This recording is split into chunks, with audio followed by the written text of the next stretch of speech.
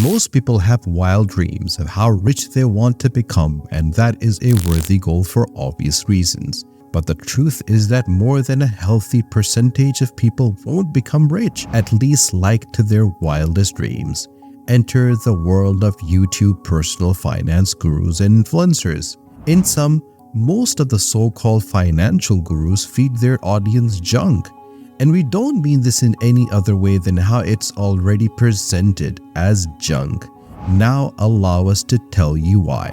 Earnest.com, a popular finance company, is a blog post recommended among others my Fab Finance, Anthony O'Neill, Mr. Muddy Mustache, and Miss Wise as some of the YouTube finance influencers you should follow. We do know that this is in good faith and commend them for taking the time to find the best channels for you. However, we believe most YouTube finance channels are not worth their salt and are more or less simply selling hope. 2022 was bad for the world. The devastating COVID, along with its implication and effects, drove many households and countries into hardship in 2021. This created an economy that is full of tension, which is beginning to lessen. However, in the wake of the new normal, many have lost their jobs, can't make enough income to live on, and have many difficulties. One of the things that many people saw hope for was the democratization of finance and investing, like crypto, stocks, and other quick ways for making money. With little investments, they could reap some benefits without having to incur broker fees. In some cases, meager broker fees to the platform. The problem? These people lacked the financial education to make good bets, so they took to YouTube to learn from the gurus. But without realizing it, YouTubers are called creators for a reason. They create content, and for most of them, that is their primary source of income. It means work for them. But if they're supposed to be creating content for their audience, why are finance YouTubers a problem? Those who ask for money in form of courses, training programs get more scrutiny than others who simply make content on it. As content creators, let's say it's difficult to make a boring subject like finance and money interesting without adding a few gimmicks to it. Money and finance are basically boring fields, and it takes only a few fundamentals to become financially wise. That's not to say that you can immediately start picking stocks and go 300% in 4 days. But these are the kind of predictions some of these finance influencers make. They try to sound all certain that their tricks and tips, you can become an instant millionaire like them. But of course, they would always have a disclaimer. These guys make tons of money from YouTube, and that is motivation enough to them to keep producing content that brings in views and revenue. The base of most finance content you watch on YouTube falls into the fear or hope categories.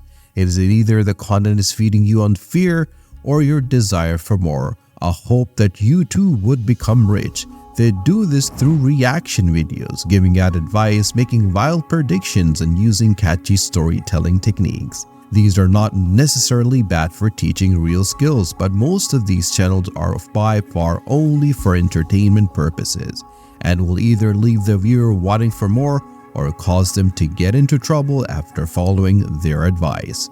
It's true that most experienced stock pickers do not give stocks and tips for various reasons, yet these YouTubers are the experts to the masses. It's safe to say most finance YouTubers actually base their content on opinions and advice from experts in the field, but of course, with their own interpretations in some cases. Isn't it interesting that every YouTuber has made it in life, but that hasn't always been the case, as they previously struggled, dropped out of school, failed numerous businesses before finally striking a pot of gold. They can now share their findings and knowledge with you so you can too get there. Sounds more than familiar, right? YouTubers are good at storytelling and they know what the audience want. It may not be that they are lying, but they're carefully leaving out the stressful days, the times they went hungry, the times they struggled, and how they truly made it, if they ever did. Some YouTubers are full-time video creators, hence, how did they make it? To become successful and make a ton of money, you need to be valuable to a lot of people. That often translates to having skills in demand or skills that can help you create something which is in demand.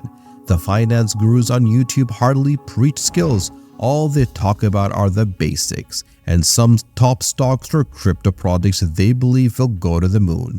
We may have oversimplified the activities of these channels, but a vast majority do this kind of thing, and it's not certainly the best. We believe the best way to feed someone is to teach them how to fish. Instead of donating them a few stocks they should pick, how about teaching them the mindset of a trader, how to make their own investment choices? One crypto coin has always making waves right from the beginning of the year. It has even created a whole category of crypto projects called meme coins. Dogecoin has been experiencing huge returns as well as steep falls, and this is attributed to the influencer's activity and in this particular case, Elon Musk. Now, this coin is still struggling and it has no foundation and is no more stable than the speculations provided. Such a coin can only be traded on what others think.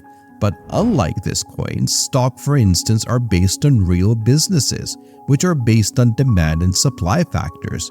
To be able to predict well, you need to have a strong understanding of the markets and the valuations of the businesses.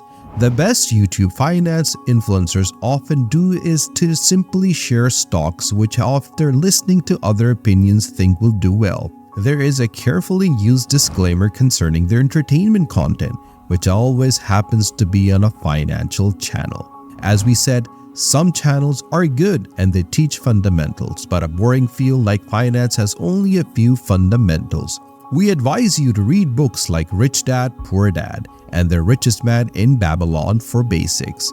Most of the content actually comes from these books, but once such content has been covered, the YouTuber still needs content to move the channel. Then you may see reaction videos, hot stock picks, and whatnots. These are probably for entertainment purposes, and most of the advice may not work due to the audience and different needs each person requires. Since finance content creators can leave a gentle disclaimer, they can basically say anything which may or may not work, but face no liability because hey, they warn you. They're not financial advisors and you use the information at your own responsibility. This provision means that they aren't responsible for predictions that they make when they know that in fact, people will use such information. Often the information is used without further research to ascertain the validity of the claims. If such channels taught actual financial skills, most audiences would not return since they would be able to make enough soon enough. But it even isn't just YouTube anymore. TikTokers are joining and some YouTuber finance gurus are joining TikTok. We all want to live the good life and having money is a part of it. YouTube is a great place to learn, but without a careful selection of where you take your advice, you may end up in debt, make poor decisions and miss out on your dream life. If you liked this video, check out our channel for more and do subscribe as we make more videos for you.